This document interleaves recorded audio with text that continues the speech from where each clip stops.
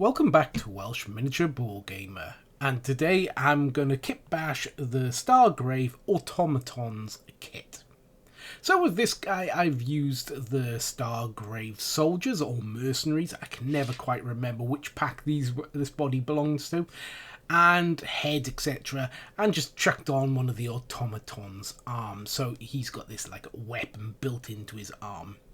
So really, it's using this kit to be like cybernetic parts which you can add to your characters, etc.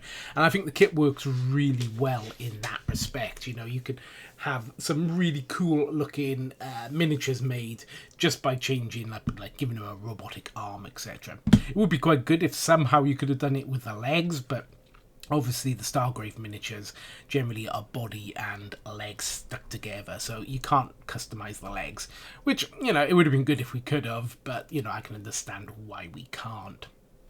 So I've painted all these up in my usual orange colour that I've done for the automatons, so I can show, you know, before, after, conversion, or, you know, whatever, but, you know, trying to keep them sort of similar colour schemes.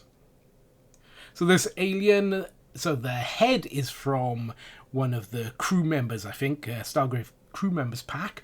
The arm is from a Forge Father Mantic kit, and the body and left arm are the automatons kit. So yeah, I wanted to show, you know, that you can mix and match lots of different types of kits here, and it doesn't look really out of place. I like the overall effect of it. I'm not sure about the colour that I painted up the Squid Man, but he's looking okay. Yeah, I don't mind him. You know, if you'll excuse me, this camera does zoom in an awful lot to these, so you can see all of my terrible paint jobs. So then this is the head of, I think it was a crew member, or might have been one of the scavengers maybe.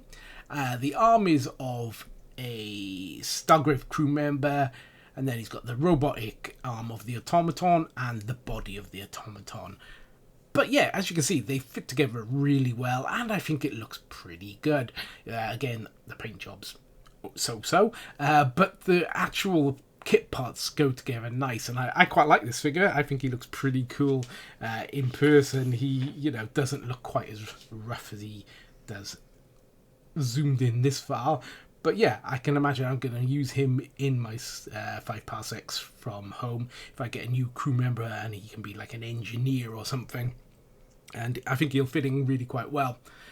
The orange on these miniatures was a little bit not as dark as it was on my automatons that I painted, like that have been converted already into automatons, but you know, that works because I think, you know, after they were converted into automatons, you know, their clothes got dirtier and mucked up.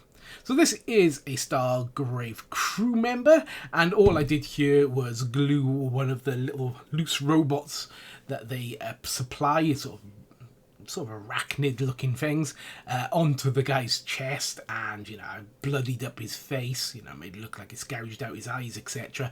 And I reckon this is how they start the conversion, is by, you know, injecting you with particles or whatever, nanites, that slowly turn you into one of the automatons. So yeah, this guy is, you know, screaming with his arms out in the air, you know, calling for help.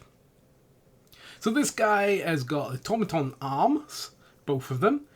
He's got, I think, a mercenary's body and a head from the soldier's kit, I think. And the backpack you may recognise from another game system, which, you know, we shall not talk about. But it was quite a quick paint job, you know, it was a lot of dry brushing, you know, just hitting edges, etc, and getting it done. So as you can see, really easy kit to kit bash, especially with the other Stargrave miniatures that are around. It would work just as well with like a cultist or a barbarian's kit or something, but these are the kits that I've used.